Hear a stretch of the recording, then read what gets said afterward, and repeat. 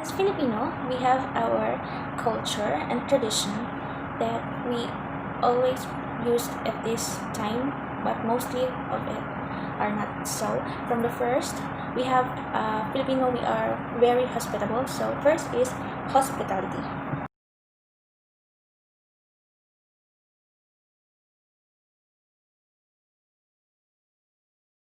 And we also have the cultural aspect of being in a table as a whole.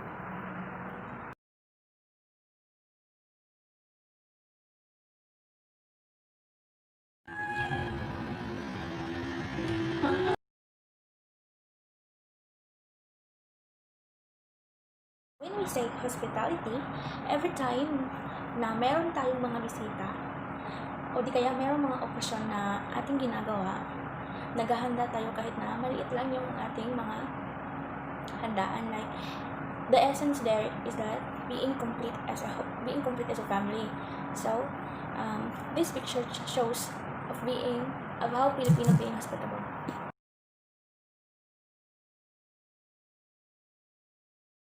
For the next core values, which is the mahiyain. So, when we say mahiyain, it is a shame of which, for an instance, you meet someone and you don't even know him or her as a stranger.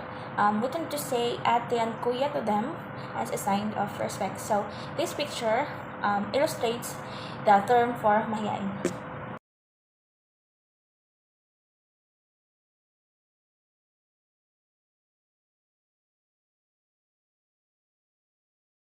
Next core value is the kapwa o pakikipagkapwa-tao. Ang pakikipagkapwa-tao, ito ay ang ating pagtutulungan o pagbabayanihan sa mga taong mas higit na nangangailangan ng ating tulong, gaya na lamang ng pagbubuhat o pag-aalsa ng mga bahay. At ito ay ang halimbawa nito.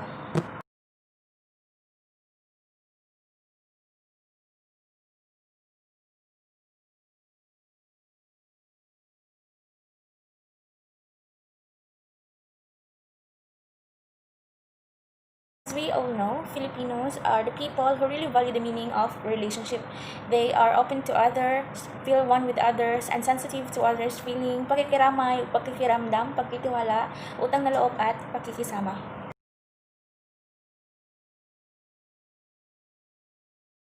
As Filipino, nakakasanayan na natin ang pagbati sa kapwa-tao o kaya sa ating mga mahal sa buhay.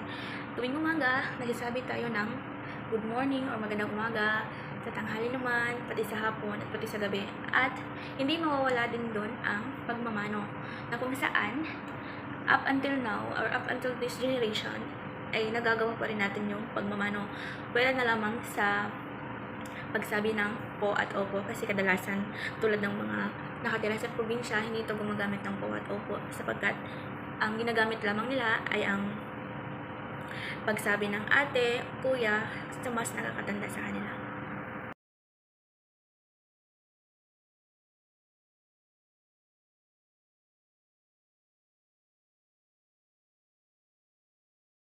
Filipinos tend to dress modestly, especially in public. Diba sa nakikita natin, di masyadong showy manamit mostly sa mga Filipinos. They're conservative. Expected that the elderly will be respected. We often do mano po kahit di natin close. Many Filipinos avoid cursing because of their superstitious belief that they might lose their faces.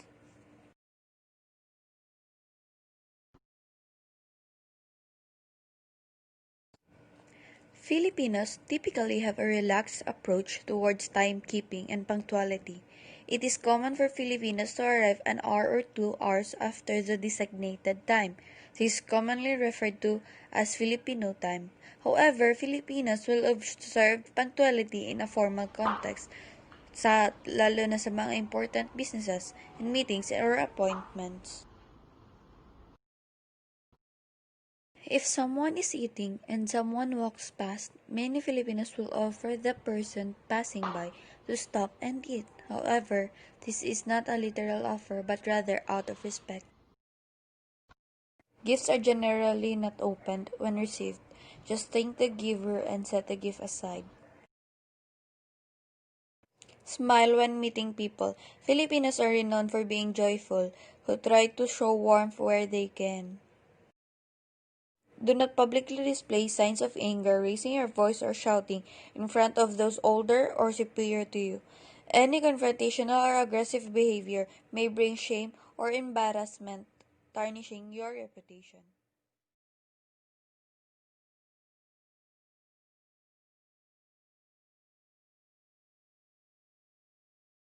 Many Filipinos eat with their hands or with a spoon and fork.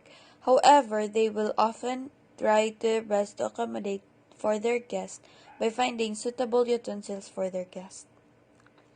Mas masarap raw magkamay.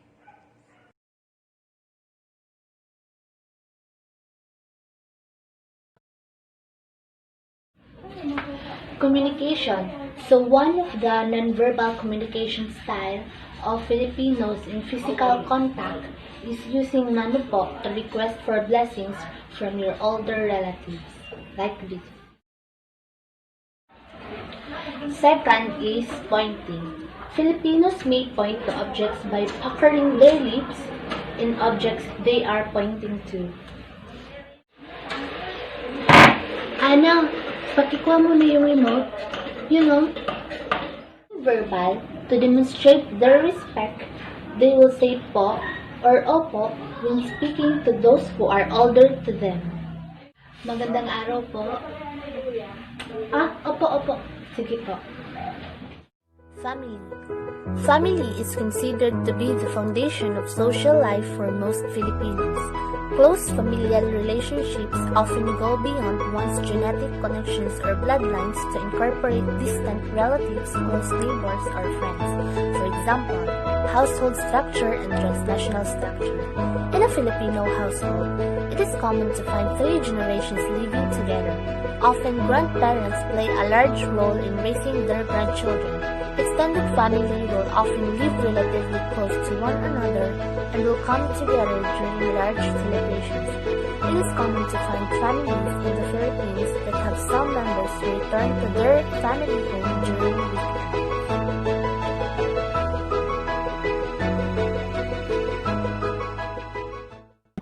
Ito ang kauna-unahang kasaysayan ng people power na kung saan maraming Pilipino ang nagprotesta upang patalsikin ang dating presidente na si Ferdinand Marcos. Nangyari din ang kaganapang people's power noong last February 25 na kung saan 3,000 Pilipino ang rahiliesta ang sumugod sa tapat ng Malacanang para patalsikin si Presidente Duterte. Religion in the Philippines. The Philippines is unique among its neighbors in the Southeast Asian region in that the majority of Filipinos, or 92.5%, identify as Christians. Of the remaining population, 5% identify as Muslim and 1.8% identify with some other religion. Naming. The Spanish heritage of the Philippines continues to influence the Filipino naming conventions. It is also common for someone to have more than one first name. Many names in the Philippines are Spanish translations of Catholic saints. It is also common for sons to adopt their father's name, thus acquiring the suffix of junior. Women tend to adopt their husband's surname, but it's not uncommon for women to hyphenate their maiden name with their husband's surname.